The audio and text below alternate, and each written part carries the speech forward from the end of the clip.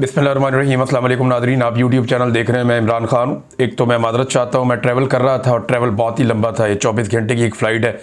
मैं जापान से वापस बरतानिया पहुँचा हूँ। 24 घंटे से ज़्यादा टाइम लग गया और मैं रास्ते में आपके साथ कनेक्टेड नहीं रह पाया। एक वीलॉग भी मिस हो गया, लेकिन अब मैं आपको जो अपडेट्स हैं वो बताता हूँ। ये बहुत इंपॉर्टेंट है।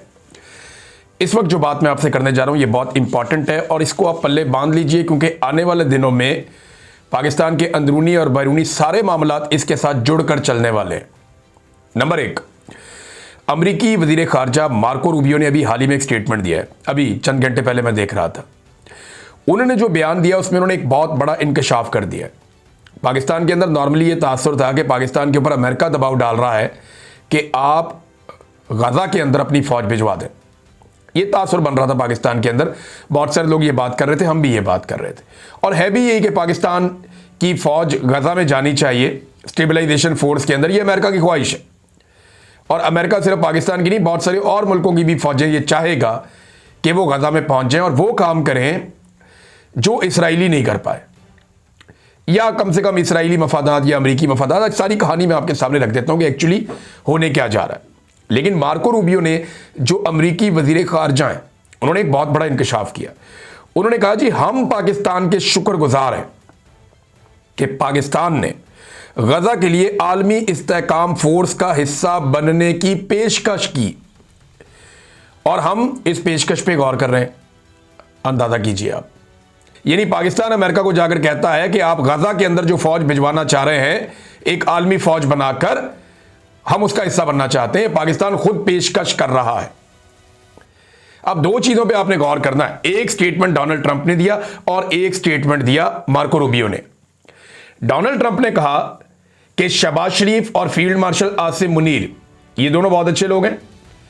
ये जो भी मैं मंसूबा बना रहा हूं गजा के हवाले से और हमास के खिलाफ या फलस्तीन के हक में, जो भी मंसूबा डोनाल्ड ट्रंप कह रहे हैं मैं बना रहा हूं, जो भी मैं मंसूबा बना रहा हूं उस मंसूबे में फील्ड मार्शल आसिम मुनीर और शहबाज शरीफ ये दोनों पहले दिन से मेरे साथ हैं। ये बात किसने की? डोनाल्ड ट्रंप ने। और डोनाल्ड ट्रंप ने कहा कि ये इन दोनों ने मुझे ये बात बताई कि हम पहले दिन से, यानी बिगिनिंग से हम आपके साथ हैं, शुरू से ही। ट्रंप साहब, ये आसिम मुनीर साहब ने भी कह दिया उनको और शहबाज शरीफ साहब ने भी कह दिया, और ट्रंप ने पूरी दुनिया को बता दिया कि ये दो बंदे मेरे साथ हैं पहले दिन से। अब मंसूबा क्या है वो आगे चल के मैं आपको बताता हूं, लेकिन ट्रंप के मंसूबे में ये दोनों हजरात कह चुके हैं जनाब हम पहले दिन से आपके साथ हैं। नंबर 1।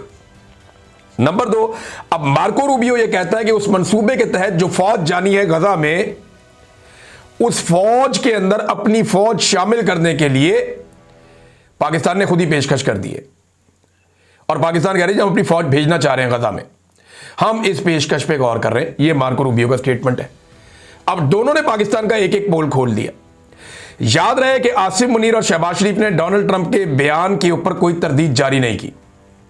उन्होंने यह कभी नहीं कहा कि डोनाल्ड ट्रंप ने झूठ बोला, या हमने डोनाल्ड ट्रंप को यह नहीं कहा कि हम पहले दिन से आपके साथ हैं। ये दोनों बंदों ने इसके ऊपर किसी किस्म की तरदीद नहीं दी। ISPR के DG आए, उन्होंने सियासी प्रेस कॉन्फ्रेंस की, लेकिन इस पर बात नहीं की। शहबाज शरीफ का वजीर इत्तलात से लेकर ऊपर नीचे सारे, किसी ने इसके ऊपर बात नहीं की। यानी डोनाल्ड ट्रंप की इन्होंने खुद ही तस्दीक कर दी। अब मार्को रूबियो के स्टेटमेंट के ऊपर भी क्या पाकिस्तान ये कहेगा कि हमने पेशकश नहीं की, बल्कि हमें यह दरखास्त की गई अमेरिका की जानिब से कि आप अपनी फौज गजा में भिजवा दीजिए आलमी इस्तेहकाम फोर्स का हिस्सा बनने के लिए? देखिए, उन्होंने तो साफ कह दिया, पाकिस्तान ने खुद कहा हम पेश कर रहे हैं अपने फौजी, आपको प्लेट में रख के ले जाएं आप। पाकिस्तान ने खुद पेशकश की है और अभी वो ये कह रहे हैं कि हम इस पेशकश पे सिर्फ गौर कर रहे हैं।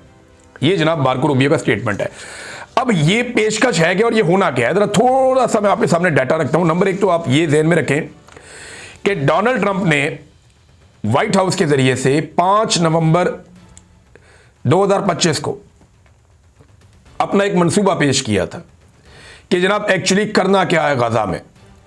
उसके 20 नुकात थे और बड़े अहम नुकात में से एक ये भी था कि वहां पे एक फौज भेजी जाएगी जो फौज मखसूस ड्यूटियां करेगी, यानी हमास को गैर मुसल्लह करेगी, हमास को वहां से निकालेगी, हमास को दहशतगर्द करार दिया जाएगा, उसके खिलाफ कार्रवाई करेगी।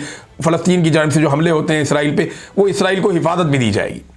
इसराइली सरहदों के तहफ़्फ़ुज़ की जिम्मेदारी भी गजा स्टेबलाइजेशन फोर्स की होगी। अच्छा, इसके ऊपर जो है ये मंसूबा उनका आया 5 नवंबर को। अब राणा सनाउल्लाह साहब पाकिस्तान में क्या दावा कर रहे हैं? वो ये दावा कर रहे हैं जी फ़लस्तीन ने खुद तस्लीम किया है ट्रंप के अमन मंसूबे को। वो ये कह रहे हैं जी कि हमास ने खुद माना है अपने आप को गैर मुसल्लह करने के मामले को। ये राणा सनाउल्लाह ने क्लेम कर दिया पाकिस्तान के टीवी चैनल के ऊपर। पाकिस्तान के लोग रोटी को चोची नहीं कहते, ये इतनी पुरानी बात नहीं, हम निकाल के आपके सामने सारे सबूत अब रखने वाले हैं। राणा सनाउल्लाह का ये दावा है पाकिस्तानी हुकूमत का कि हमास ने खुद कहा कि हम अपने आप को गैर मुसल्लह कर लेंगे, उन्होंने तस्लीम कर दिया इस बात को, और फलस्तीनी खुद डोनाल्ड ट्रंप के मंसूबे पर मुत्तफिक हो गए। अब मैं आपको बताता हूं इसके ऊपर जो करारदाद पेश की गई ना अक़वाम मुत्तहिदा में, वो 17 नवंबर को की गई थी, लेकिन उससे पहले 14 नवंबर को हमास ने जवाब दे दिया था, और हमास का जवाब बड़ा मुंह तोड़ था और साफ जवाब था। यानी अमेरिकन ने जो मंसूबा पेश किया 5 नवंबर को, उस मंसूबे में बहुत सारी चीजें शामिल थी, लेकिन हमास ने उस मंसूबे को एज इट इज कबूल नहीं किया। और आज फलस्तीन में या गाजा में हुकूमत किसकी है? हमास की है। दूसरे नंबर पे जो तंजीम है महमूद अब्बास की, उसका नाम है फतह, वो कहीं पे भी नहीं है। अस्पतालों का कंट्रोल हो, इंतजामिया का कंट्रोल हो, हुकूमती इदारों का कंट्रोल हो, जितना भी शहरों का कंट्रोल है, हर चीज का कंट्रोल मुकम्मल तौर पे हमास के पास है। और जो एक सर्वे हुआ इसी साल अक्टूबर 2025 में, एक सर्वे हुआ बड़ा वसी, और उसकी रिपोर्ट के मुताबिक हमास की मकबूलियत इस वक्त फलस्तीन में सबसे ज्यादा है, और नंबर 1 पे हमास है, नंबर 2 पे फतह है, और हालिया सर्वे के मुताबिक हमास की मकबूलियत फतह से दुगनी है। यानी 2/3 जो फलस्तीन है वो फतह के मुकाबले में हमास के साथ खड़ा है, और हुकूमत भी हमास की है। तो लाजमी बात है जो हमास कहेगा वही फलस्तीन कह रहा होगा ना। अब आप कागजों के अंदर लिख देंगे जनाब महमूद अब्बास साहब जो है वो मालिक है, तो वो मालिक तो नहीं बन जाएंगे। मालिक तो वही होगा जिसके बाद इक्तदार होगा, जिसके बाद अवामी सपोर्ट होगी। तो अवामी सपोर्ट जो है वो हमास के पास है। ये अक्टूबर 2025 की रिपोर्ट है उसके मुताबिक, यानी आज से 2 महीने पहले तक। और ये जंगबंदी के बाद की बातें मैं आपको बता रहा हूं। इतनी लड़ाई और इतने नुकसान के बाद भी फलस्तीनी हमास के साथ ज्यादा बड़ी तादाद में खड़े हैं।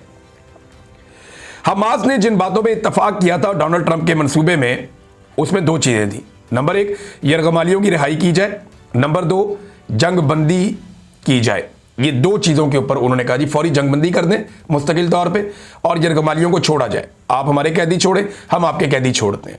ये चीजें हमास ने मान ली थी।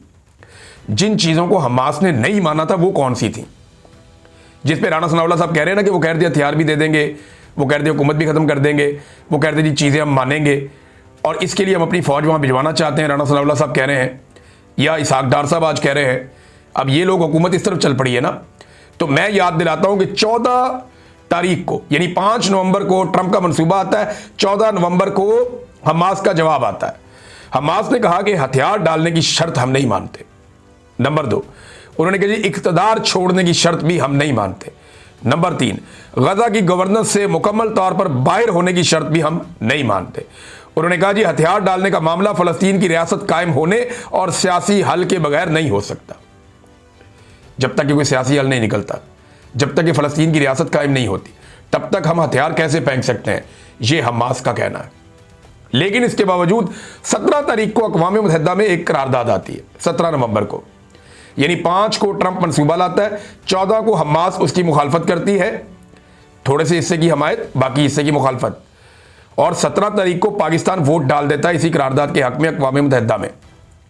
अब ये जो करारदाद 17 नवंबर को पेश की जाती है, इस करारदाद में आलमी इस्तेहकाम फोर्स की गजा में जाने की इजाज़त दी जाती है अक़वाम मुत्तहिदा की जानिब से। अब तक के लिए इतना ही। अपना ख्याल रखिएगा, अपने चैनल का भी। अल्लाह हाफ़िज़।